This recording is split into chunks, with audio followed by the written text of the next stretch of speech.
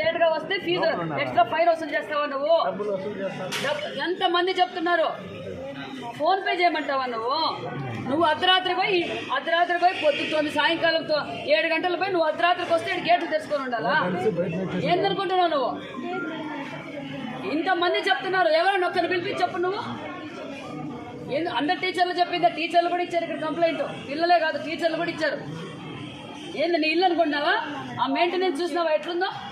నువ్వు 1 నెల రోజులు నీ వాష్రూమ్లో నీళ్ళు రాకపోతే నువ్వు ఎక్కడ మోసుకొని పోయి తీసుకొచ్చుకుంటావా? పైకి సెకండ్ ఫ్లోర్కి నీళ్ళు ఎత్తుకుపోతారు ఆడపిల్లలు. రిపేర్ చేయిస్తే నీళ్ళు ఎందుకు రావడం లేదు?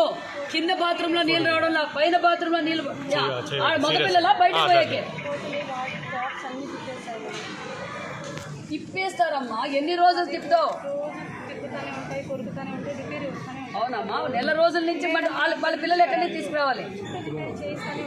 చేయిస్తావు. చేయించినందుకు ఇట్లుంది నీ మెయింటెనెన్స్. లేట్ గా వస్తే ఫీజు ఎక్స్ట్రా ఫైన్ వసూలు చేస్తావా నువ్వు?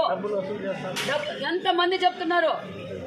ఫోన్ పే చేయమంటావా నువ్వు అర్ధరాత్రి పోయి పొద్దుతోని సాయంకాలంతో 7 గంటల పోయి నువ్వు అర్ధరాత్రికి వస్తే గేట్లు తెచ్చుకొని ఉండాలా? ఏందనుకుంటున్నావు నువ్వు? ఇంతమంది చెప్తున్నారు, ఎవరైనా ఒక్కరిని పిలిపించి చెప్పు నువ్వు. అందరు టీచర్లు చెప్పిందా? టీచర్లు కూడా ఇచ్చారు ఇక్కడ కంప్లైంట్. పిల్లలే కాదు, టీచర్లు కూడా ఇచ్చారు. ఏంది నీ ఇల్లు అనుకుంటున్నావా? ఆ మెయింటెనెన్స్ చూసినావా ఎట్లుందో? నువ్వు 1 నెల రోజులు నీ వాష్రూమ్లో నీళ్ళు రాకపోతే నువ్వు ఎక్కడ మోసుకొని పోయి తీసుకొచ్చుకుంటావా? పైకి సెకండ్ ఫ్లోర్కి నీళ్ళు ఎత్తుకుపోతారు ఆడపిల్లలు. రిపేర్ చేయిస్తే నీళ్ళు ఎందుకు రావడం లేదు? కింద బాత్రూంలో నీళ్ళు రావడం, పైన బాత్రూంలో నీళ్ళు మగపిల్లల బయటకు పోయాకే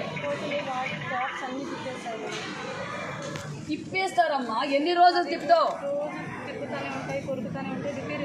అవునమ్మా, 1 నెల రోజుల నుంచి వాళ్ళ పిల్లలు ఎక్కడి నుంచి తీసుకురావాలి? చేయిస్తావు. చేయించినందుకు ఇట్లుంది నీ మెయింటెనెన్స్.